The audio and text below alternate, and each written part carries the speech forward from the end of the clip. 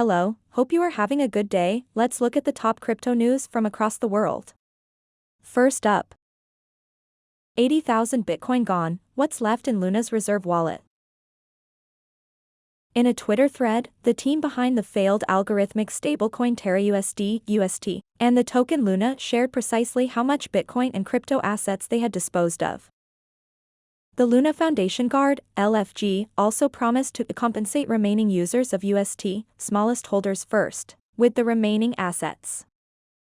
In summary, 80,081 BTC, or 99.61% of the Bitcoin that LFG guarded, has exited the fund. The group confirmed the sale of 33,206 BTC, for an aggregate $1,164,018,521 UST, in a tweet. The remaining 47,188 BTC is not accounted for, while 313 BTC remains in reserve. Interestingly, LFG has not sold a single BNB or AVAX token, holding around 40,000 and 2 million of each, respectively. The reason behind the disposal and sale of cryptocurrency in the LFG reserve was to support the health of the Terra ecosystem. Dei Finance's dollar-pegged stablecoin Dei falls below 60 cents. As the market continues to mourn over losses on the Terra UST and Luna debacle, Dei, a stablecoin used as a collateral mechanism for third-party instruments, built on the Phantom-based decentralized finance protocol Dei Finance, has failed to maintain its dollar peg, falling below 60 cents on Monday. As the price of Dei hit an all-time low of 52 cents, its market capitalization also followed, dropping from almost $100 million to around $52 million. However, despite the depegging of its stablecoin, Dei Finance's governance token, Deis, went up from $163.40 to $327.28, before falling to $255.36. At the time of writing, Dei's price is 66 cents with a market capitalization of $59 million. This follows stablecoin fears brought about by the UST and Luna debacle and a decision by Dei Finance developers to pause Dei redemptions. However, according to its official Telegram channel, the Dei peg will be restored in the next 24 hours. While Dei is also an algorithmic stablecoin like UST, the Dei stablecoin is collateralized, meaning that users are able to mint one Dei by depositing collateral worth $1. These can be assets like USDC, FTM, Dei, WBTC, or Deis. Similar to UST, Dei's peg is stabilized by a mechanism that involves the minting and burning of Deis. When minting Dei, a Deis collateral is burned unless other tokens are used as collateral. On the other hand, when redeeming Dei, Deis is minted. First time in history, Bitcoin closes in red 7 consecutive weeks. The roller coaster that transpired in the past 7 days resulted in another weekly candle closed in the red for Bitcoin. As such, the cryptocurrency made history in a rather negative week, as this is the first time it closed in the red for 7 consecutive weeks.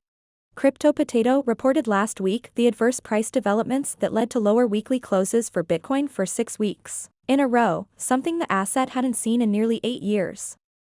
However, the past 7 days turned out to be even more violent.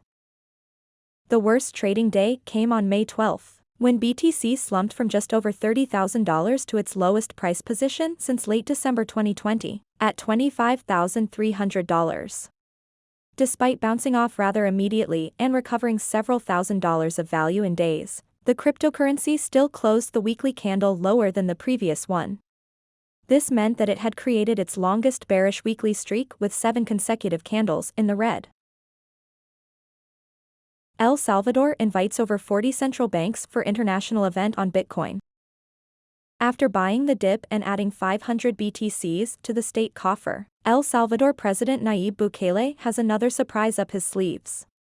The country is organizing an international conference of central bank representatives, Bukele announced less than 24 hours before the event. El Salvador will host an international Bitcoin event on Monday where 44 central banks and key financial institutions have been invited, El Salvador President Nayib Bukele said in a tweet Sunday evening. It is believed that official representatives from these countries will discuss El Salvador's Bitcoin adoption and its benefits around three key areas: financial inclusion, digital economy, and banking for the unbanked. Central banks and financial institutions of Egypt, Bangladesh, Nigeria, São Tomé, Pakistan, Nepal, Kenya, Paraguay, Angola, Ghana, Namibia, Uganda, Guinea, Madagascar, Haiti, Burundi, Eswatini, Jordan, Gambia, Maldives, Rwanda, Costa Rica, El Salvador, among others will participate in the event, Bukele said in the follow-up tweet. Spotify starts trialing NFTs on its platform, Music Ally reports. Artists may soon be able to promote their non-fungible tokens, NFTs, on Spotify if a trial rollout goes well, Music Ally reported on Friday. The latest tech company to jump on the NFT bandwagon, Spotify waded into the Web3 world earlier this month with the May 3rd launch of Spotify Island on Roblox. Starting with a single pilot group of artists, among them Steve Aoki and the Wombats, Spotify will now test NFTs on the platform to specially selected users based in the US. They will not sell NFTs directly, however, as users will need to tap through to an external marketplace to make purchases. Spotify has said it will not take a cut of the sales as part of the test. At the same time, users have reported that Spotify is also sending out surveys and even offering some people compensation for chats with team members about users' attitudes toward NFTs and Web3. Questions, which have been shared on Twitter, include asking about sentiment, crypto-related purchases, and why people bought NFTs. The questions were met with derision by some posters. Rumors that Spotify was interested in entering Web3 have been circulating since March when the company posted 2 job ads for working with early-stage Web3 projects. The latest news comes just days after Meta announced it too would start testing digital collectibles and NFTs on Instagram.